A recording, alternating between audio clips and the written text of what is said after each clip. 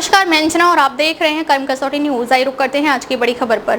भारी कमाई पर निर्भरता और कल से नाउम्मीदी में सुलगा नेपाल, सोशल मीडिया पर प्रतिबंध बना विस्फोटक। नेपाल में सरकार और नेताओं के भ्रष्टाचार के खिलाफ जैनजी के विद्रोह का तत्कालिक कारण इंटरनेट मीडिया पर प्रतिबंध बना। हालांकि इसके पीछे एक बड़ी वजह रेमिटेंस पर निर्भर अर्थव्यवस्था है। नेपाल बहुत हद तक देश से बाहर रहकर काम कर रहे अपने नागरिकों की कमाई पर निर्भर है। यहाँ ना तो युवाओं के लिए नौकरियां हैं और ना ही दूसरे अवसर। अपनी आकांक्षाओं की आग में सुलग रहे जेन-ज़ी को इंटरनेट मीडिया पर प्रतिबंध ने विस्फोटक बना दिया। यह पीढ़ी इंटरनेट के साथ पली बड़ी है और इसे जो चाहिए उसे हासिल करने के लिए हर तरीका आजमाने के लिए तैयार है। नेपाल में फेसबुक और व्हाट्सएप जैसे ऐप कई वजहों से लोगों के जीवन में बेहद अहम हो गए हैं। ये ऐप युवाओं को रोजगार और आर्थिक अवसरों के अभाव के खिलाफ गुस्सा निकालने का मंच मुहैया कराते हैं। इसके अलावा नेपाल के बहुत से नागरिक भारत के अलावा खाड़ी देशों और मलेशिया में काम करते हैं।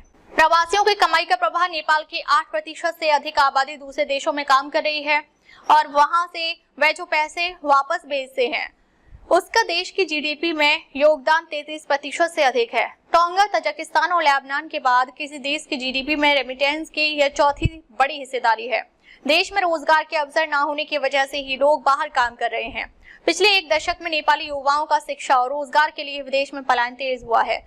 देश की अर्थव्यवस्था पर इसका दोहरा असर हुआ है। इससे देश की जीडीपी में रेमिटेंस का योगदान तो बढ़ा, लेकिन पढ़े लिखे युवाओं के बाहर जाने से देश में उभर रहे सेक्टरों के लिए कुशल युवाओं की कमी हो गई है। गरीबी घटी लेकिन नहीं पैदा हुई नौकरियां। नेपाल में गरीबी घटी है लेकिन अर्थव्यवस्था की सुस्त रफ्तार की वजह से देश में नौकरियां नहीं पैदा हुई। खेती के अलावा दूसरे क्षेत्रों में रोजगार के अवसर नहीं बढ़े। देश में गरीबी कम होने के पीछे भी सरकार के स्तर पर प्रयास नहीं बल्कि विदेश से नेपाली नागरिकों द्वारा भेजा जाने वाला पैसा है। अब तक बस इतना ही, फिर मिलते हैं एक ऐसी ही बड़ी खबर के साथ। अब तक नमस्कार और देखते रहिए कर्म कसौटी न्यूज।